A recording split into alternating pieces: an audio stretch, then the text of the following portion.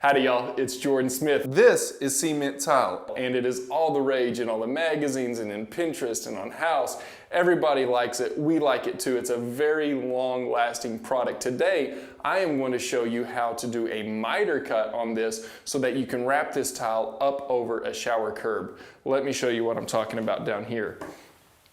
So this shower curb, we have the tile coming in and have a full tile that is terminating up against the shower curb, and then we're having a half tile come up and not quite a half tile come back, and then it wraps down back down this backside here. And if you see here, this seam, we built this curb specifically to make that break at this seam, and it just makes a really pretty half tile up and around, so it looks like the tile continues to flow through the room, and it gives a very nice minimal look to this shower curb. Now, a couple of tricks when you're doing this.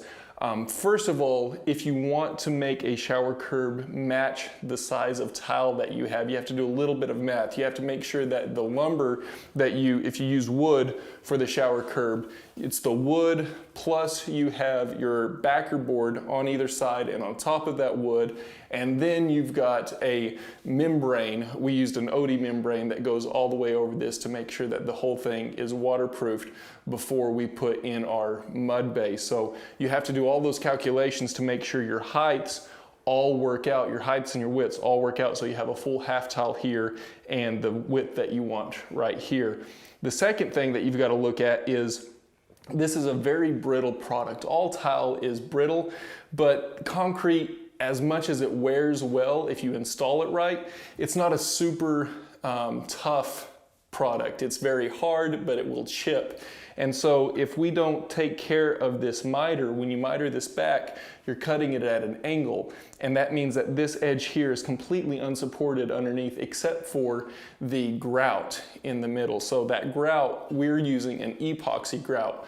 Epoxy is a two-part grout, so you have one part and you mix in the second part and you mix it all together, and you're not waiting on it to cure through moisture like concrete. It actually cures through a chemical process with the two parts combining and creating a very hard polymer, and that will keep this top tile supported so that when you're stepping on it as you're exiting the shower, you won't chip it. Now, the second reason that you have to look at it, the second reason that you're concerned about this tile chipping is when you're actually cutting it on the saw. When you cut it at a 90-degree angle, it has all of the material underneath it to keep this top glaze from chipping. It's not really a glaze, it's another type of concrete, but it keeps this top from chipping. When you cut it at an angle, you no longer have that back support and it'll chip. Let's go out to the saw and I'll show you what I'm talking about, and then I'll show you, if it chips, how to fix that to where you have nice, clean, smooth lines. All right, so we're out here at the wet saw. Now, usually you want to make all of your wet cuts outside because it does create a mess. Sometimes it doesn't make sense. Let's say you're doing an upstairs bathroom remodel and traipsing through a finished house outside to your saw and back up to lay a tile will cause way more damage than just doing the cuts up there. In that case, you can do what we're doing here. We've actually set up a ladder covered in poly, and our spray from our saw comes back, hits the poly, and the water runs down into a roller pail or roller pan down here at the bottom. At the end of the day, we're able to put the water in that pan, take it out, clean everything up, and it makes a very nice cleanup and keeps tile spray from going everywhere. All right, so here is our tile. We're going to be cutting this at a 45-degree angle right here on this line. Now, I'm going to make a mark here with a pencil, and I'm just going to pretend like we've measured it out, and it's exactly right there.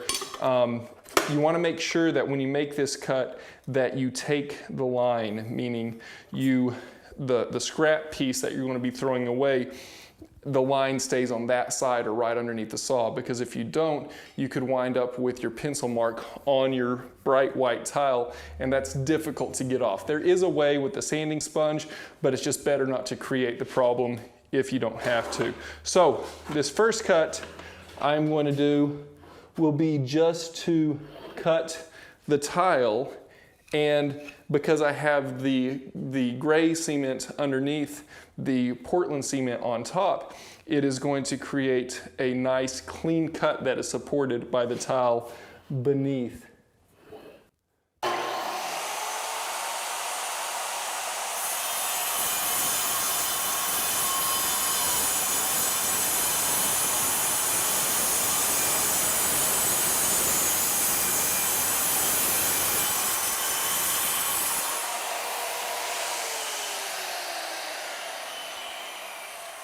All right, so if you look at that, I've got a nice clean cut all the way across. But now, if I move this to a 45-degree angle,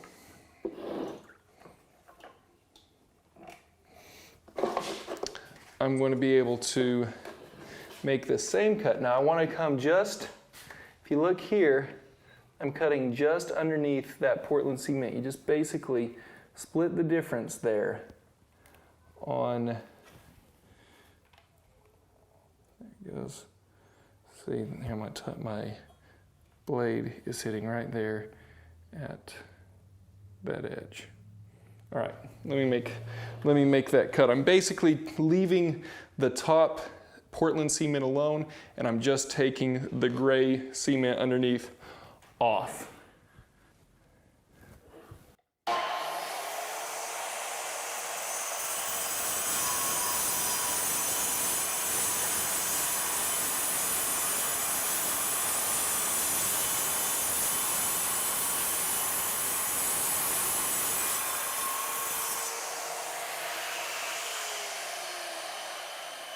So now I've got, this is my, and look how clean that edge is there. Now if it's chipped a little, which it chips a little bit, I can take this sanding sponge. This is a Trimtex sanding sponge, about a 60 grit. I like the Trimtex. I didn't know any difference. It's just what I had in my toolbox and I used it. I ran out of this stuff. It went bad after lots and lots of tile, and I went and bought a 3M product, which I like 3M, but in this case, for some reason, the Trimtex is a better sanding sponge if it's used in wet, hard tile applications rather than sanding wood. So just so you know, Trimtex, not a sponsor of the show, by the way, just good product. All right, so then I'm able to do just a little cleanup here on this bevel, and that takes those chips out. And usually if I was laying this in real life, I would have a bucket here of clean water to clean all of this stuff off. But I've got a nice, pretty edge right there, right? And so my other piece, let me show you, let me cut another one, and I'm going to intentionally do it wrong, and I'm going to show you what happens if you do it wrong. So let's pretend this isn't going to match up on the pattern, but let's pretend for the sake of time that this was the perfect one, and I'm not going to do my pre-cut to get my width and then just shave the concrete off of the top of the bottom of the Portland, and I'm just come around here and I'll show you the cut. Let's say that I'm just going to make this cut right down here without any pre-cut to it.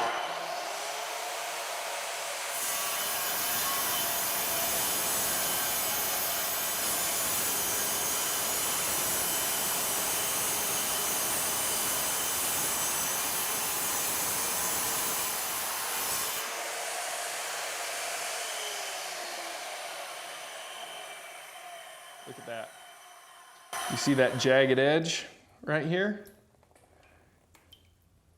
That jagged edge right there, I don't care how much sanding you do, it's never going to make a really clean line because this is chipped more than this, and it's going to make little waviness, even if you spend all the time to sand that. So that's why I prefer to do the two-cut method, first cutting to my length and then trimming off to my 45. And then this is what it will look like here.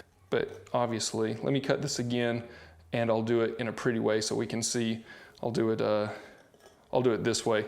That way our patterns line up, and you can see what a pretty bevel would look like.